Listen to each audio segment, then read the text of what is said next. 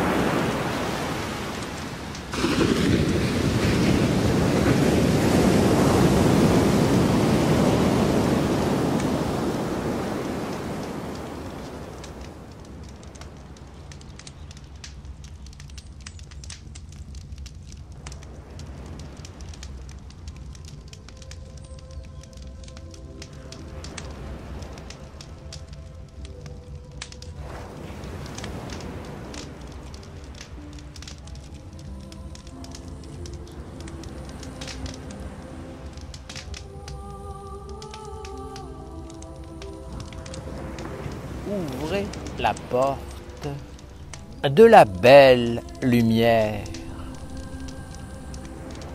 Le monde divin a souvent envoyé des messagers de la lumière pour prononcer sur la terre les paroles de la sagesse, de l'amour, de la vérité, les paroles qui ouvraient les portes des mondes supérieurs.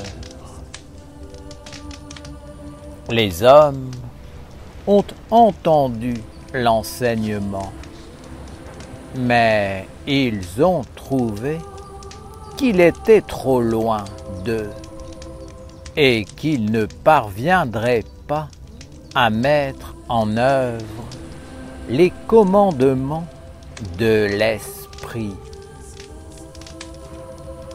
J'entends l'homme qui dit qu'il essaie de prier, de méditer, d'étudier, de pratiquer la discipline sacrée, mais qu'il y a quelque chose qui le freine, qui s'y oppose, et qu'à chaque fois qu'il tente de s'élever, il retombe sous l'emprise des lois de la matière et l'influence sournoise qui cherche à le gouverner et à le maintenir dans le monde des ombres. Étudier jusqu'à réellement comprendre, prendre conscience que le monde divin est un autre monde, un monde différent du vôtre. Il peut venir vers vous à travers des messagers pour vous éduquer, vous instruire, vous nourrir, vous former, vous conduire sur un chemin, ouvrir vos yeux et vos centres de perception subtils. Mais vous devez vous approcher de sa guidance en étant clair, convaincu, conscient, responsable. Sachez ce que vous voulez. Ne soyez pas comme l'enfant qui écoute les conseils de ses parents et s'efforce de leur obéir seulement pour leur faire plaisir, sans réellement comprendre ce qu'ils attendent de lui, ce qu'ils cherchent à lui transmettre. L'enfant cherche instinctivement à imiter ses parents, mais il n'est pas conscient qu'il doit se former un corps à partir de ce qu'ils lui transmettent. Souvent, les humains sont sincères et imitent à la perfection ce qui leur est montré. Ils sont de bonne foi, mais ce n'est pourtant pas cette attitude qui est demandée à ceux qui aspirent à cheminer et à se faire un corps à partir de ce que leur transmet une intelligence supérieure, divine. Il n'est pas demandé à l'homme d'essayer d'être, de fabriquer un faux semblant, une apparence. Il ne s'agit pas de faire la promotion d'un monde divin conceptualisé, mais plutôt de s'éveiller de l'intérieur, de s'éduquer en conscience, de vivre, d'être, de devenir responsable, de prendre sa vie en main et d'accomplir librement une tâche qui concourt au bien commun et donne un corps concret à la sagesse divine. L'homme qui chemine doit être conscient et libre. Il doit être un créateur qui prend sa destinée en main et génère une énergie et une intelligence pour libérer les êtres et les mondes. Le monde divin ne se substituera jamais à l'homme. Il ne prendra pas sa place et ne fera pas le travail à sa place. Il ne se mettra pas devant l'obstacle pour éviter à l'homme de rencontrer l'épreuve et de souffrir.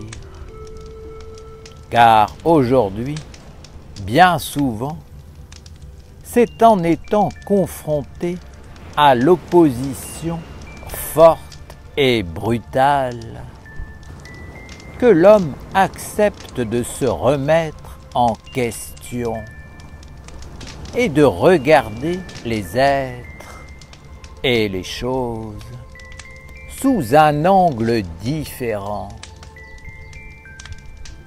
Éveillez-vous, repositionnez-vous dans la marche de l'évolution.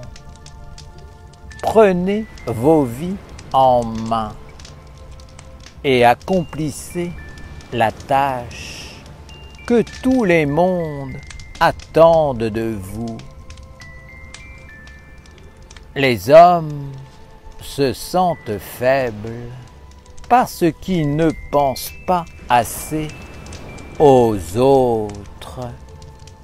Ils n'ont pas d'alliés, pas d'associés, ni dans le monde supérieur, ni dans les règnes de la mer qui les entourent.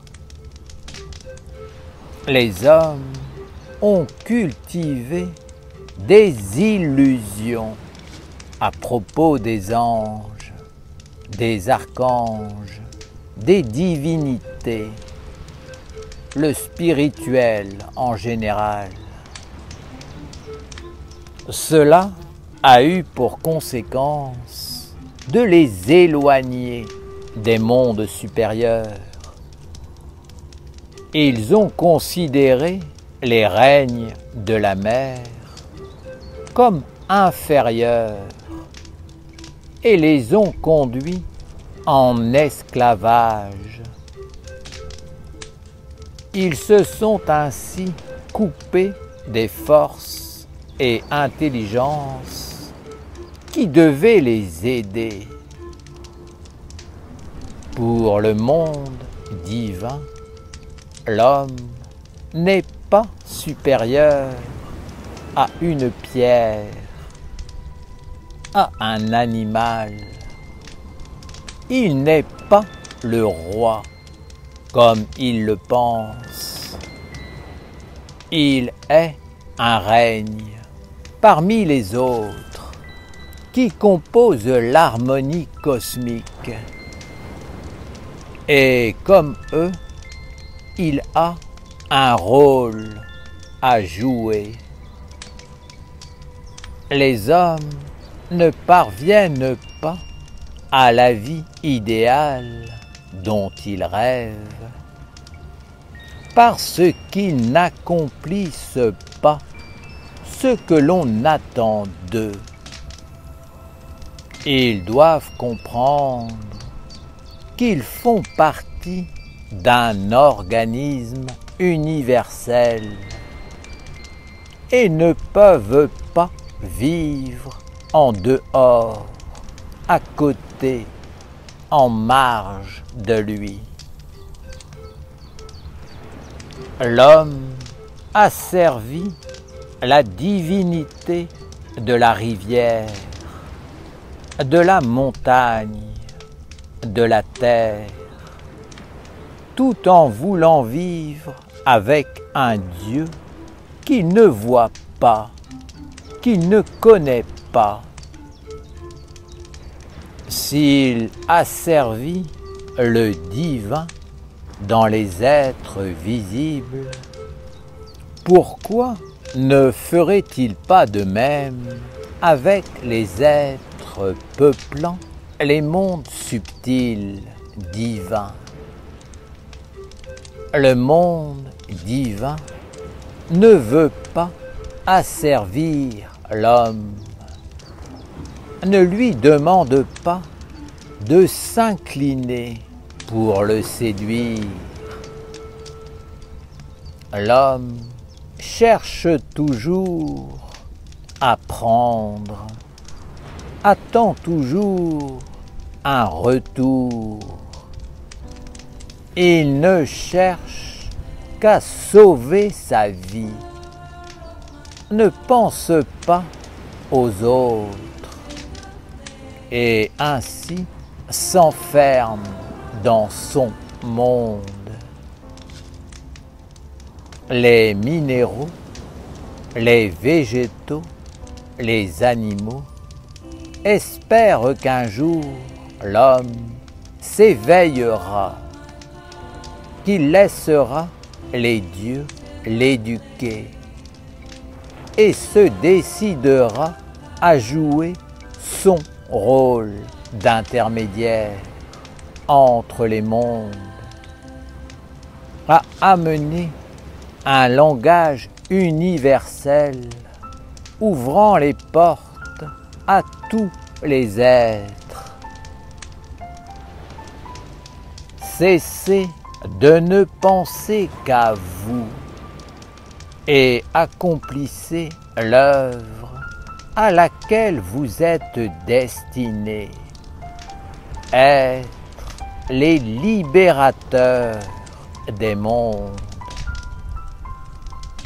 Dans le même temps, créez-vous un corps de sagesse et de vérité qui vous ouvrira les portes de l'immortalité. De nombreux êtres aspirent à cheminer vers la lumière. Mais si l'homme n'ouvre pas la porte, ils ne peuvent que demeurer prisonniers des ténèbres. Organisez-vous pour leur ouvrir la porte de la belle lumière et soyez assurés que les mondes supérieurs feront de même pour vous.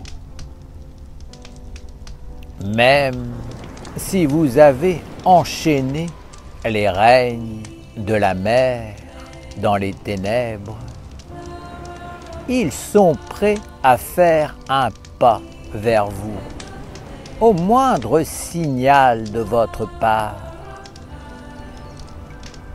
Faites un pas vers eux et prenez-les en compte, car ils sont beaucoup plus présents dans vos vies que vous ne l'imaginez.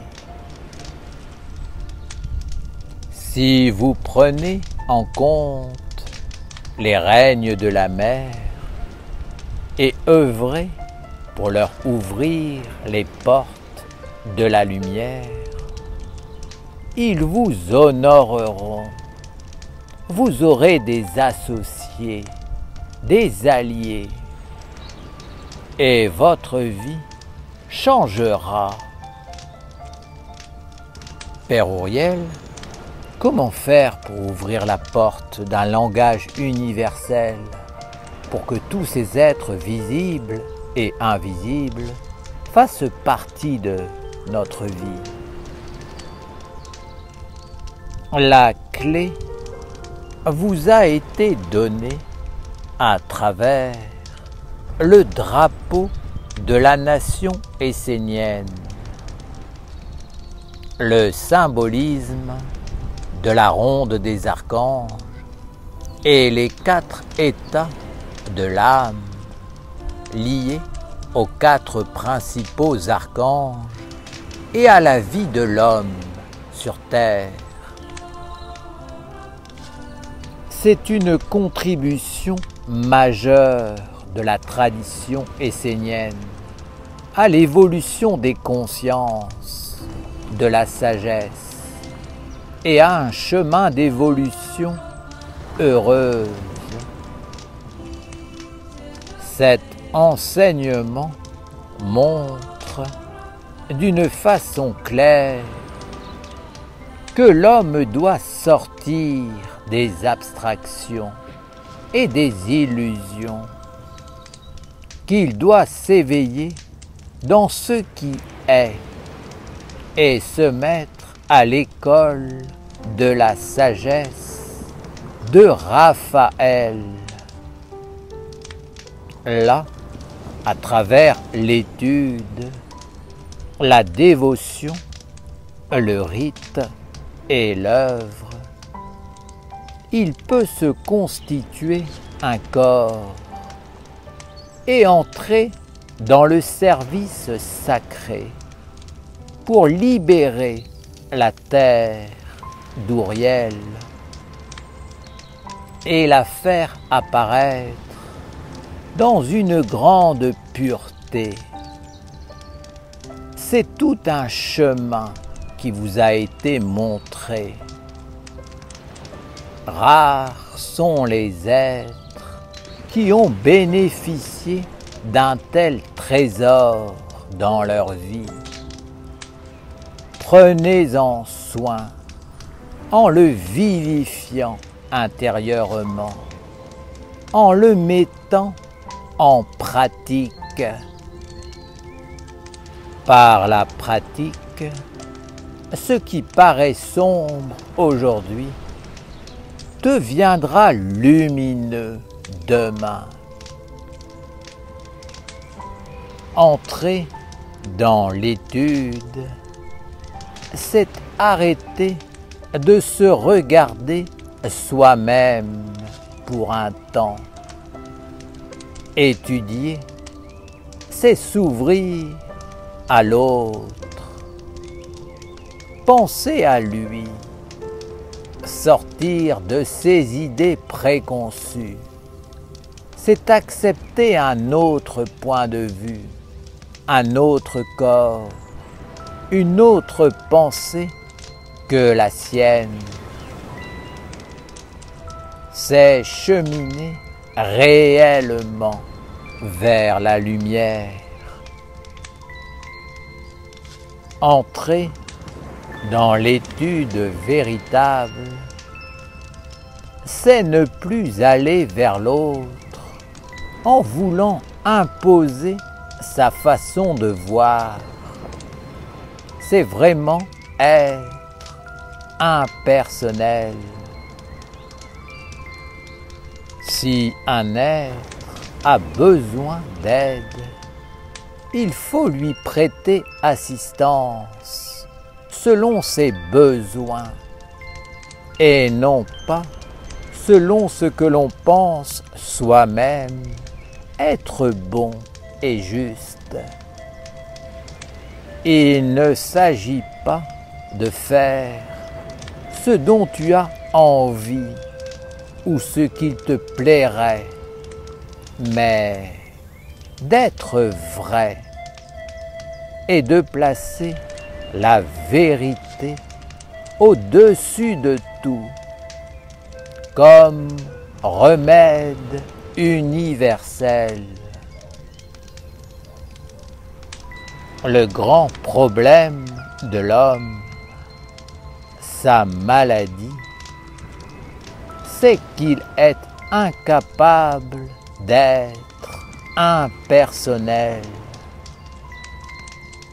et de cultiver en lui-même un autre regard, un autre point de vue.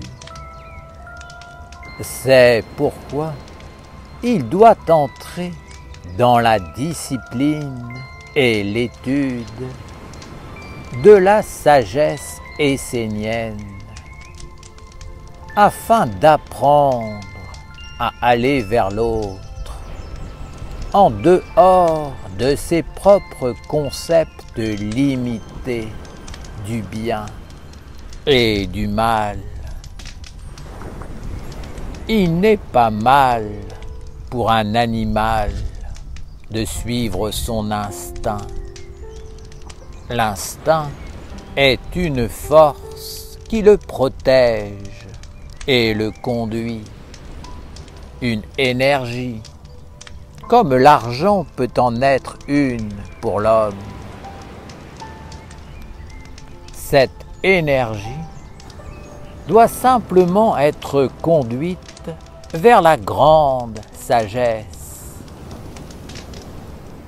La sagesse veut que chacun trouve sa place dans l'harmonie de l'ensemble, afin que tout le monde puisse vivre et s'unir avec une intelligence supérieure. Pour cela, il faut ouvrir un espace de pureté, un endroit commun où tous les règnes, toutes les différences peuvent se retrouver dans le respect, sans pour cela qu'aucune des parties n'impose son monde et sa façon de penser. Cet espace, c'est la ronde des archanges. La ronde des archanges doit maintenant s'élargir à travers les cercles d'études et les masalas dans lesquels seront pratiquées la dévotion envers la lumière du savoir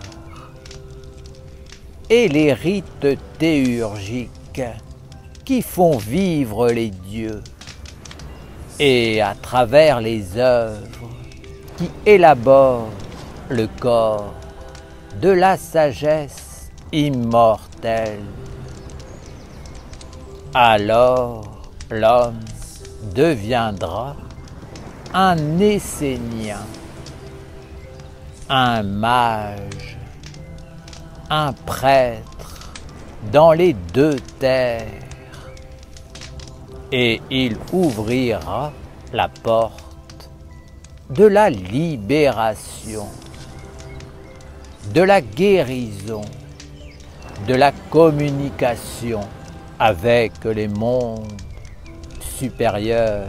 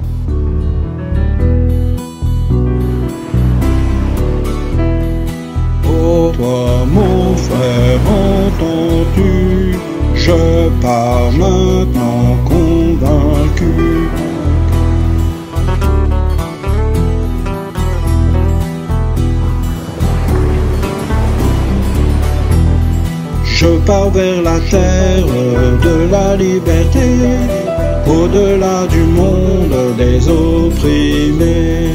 Oh toi mon frère, entends-tu? Je pars maintenant convaincu. Dis-moi où est la terre des merveilles, dis-moi où est le nouveau soleil. Je pars vers la terre de la liberté, au-delà du monde des opprimés. Je vois l'autre terre remplie de lumière. Ma vie est un voyage vers le mystère. Oh toi mon frère, entends-tu? Je pars maintenant convaincu. Dis-moi où est la terre des merveilles, dis-moi où est le nouveau soleil. Vers la terre des anges, vers l'éternité. J'étais l'ancien des jours, j'étais le nouveau-né. Exilé en marche vers la cité des mages, j'avance en conscience vers la terre des sages. Oh toi mon frère, entends-tu? Je pars maintenant convaincu. Dis-moi où est la terre des merveilles, dis-moi où est le nouveau soleil. Vers le fondamental, je pars en exil, loin du monde des hommes, du savoir stérile. Vers la cité lointaine, je marche déterminé, loin de l'oppression, vers l'éternité.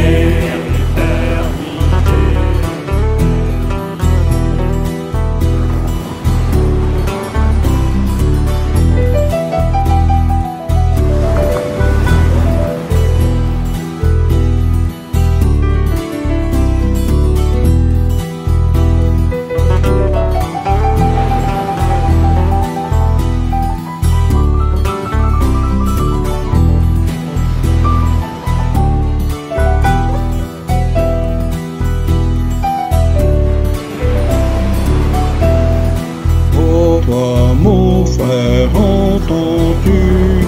Je pars maintenant convaincu. Oh toi mon frère, je pars maintenant. Je pars vers la terre de la liberté, au-delà du monde des opprimés.